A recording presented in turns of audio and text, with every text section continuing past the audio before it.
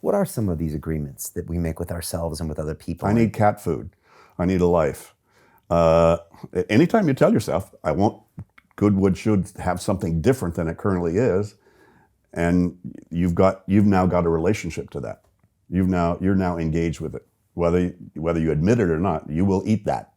Eat it meaning you put the karma in motion. You say, I need to, would, could, should. So they're all agreements. Hey, Brian, I'll get back to you about that. I just made an agreement. You say, hey, David, here's a restaurant you ought to try in London. I go, oh, God. Now, if I just said, I really don't want to forget that, I just made an agreement with myself that I would like to, would, could, should, need to keep track of that, right? So little, big, personal, professional, doesn't matter.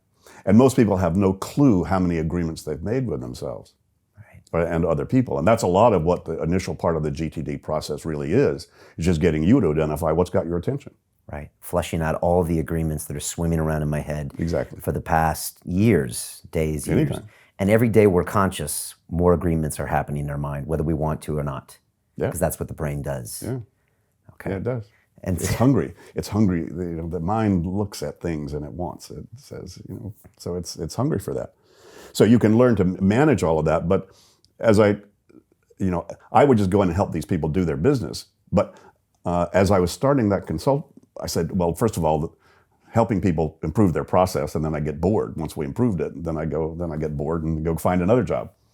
Well, then I discovered they actually pay people to do that. They call them something, right? Consultant. Right. Wow, couldn't spell it, now I are one. 1981, hang on, my shingle, Allen Associates. And then I got very hungry to say, okay, wow, if this is gonna be my career, it'd be nice to find some good models that if you asked me to show up and I thought I could help you and it wasn't clear how I could help you, it'd be nice to pull something out of my back pocket that would be a model that I could apply, no matter who you are, where you are, what your business was, that would improve your condition. And maybe have you willing to pay me money for it, right? So that's where I got very hungry for models.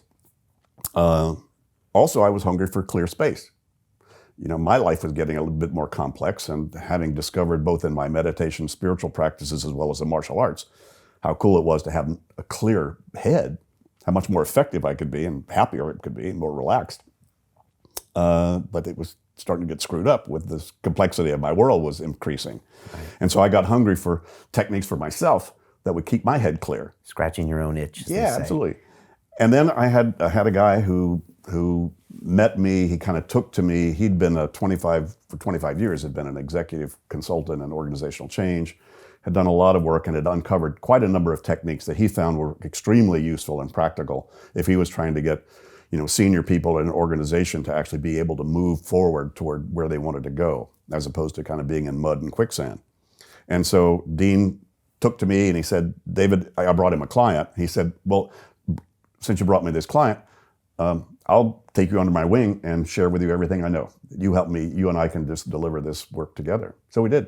And he taught me a ton of stuff. And the first thing he did was he sat down and said, David, let me share something with you that how we're gonna work, first of all, with the guy at the top and then each one of their directs.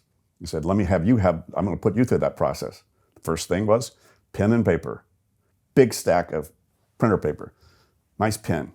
Okay, David, empty your head. One thought per piece of paper. Boom, boom, boom. Okay. Oh my God. Now I wasn't broken. I mean, I had my act pretty well together. I had no idea though what would happen once I unloaded all of that. And then he had me take that pile of paper, put it back in front of me, one at a time. What is it, David? What's the next action? And if I could finish the action in 2 minutes, we did it right then. If I could delegate it, we'd actually delegate it on a handwritten memo that would go into my out basket, out to delegate. Or I would put a Post-it with the next action on the piece of paper and put that in a big pile. Right. And then with that big pile, first of all, I'd finished a lot of 2-minute things. I'd delegated quite a number of things. And then I had a big pile of still stuff I had to do. It was longer than 2-minute actions.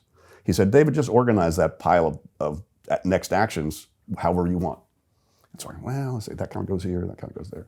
Then we grabbed manila folders. And he said, okay, just organize those in some 7 to 10 categories you've got. Right? And then stick those in your second basket.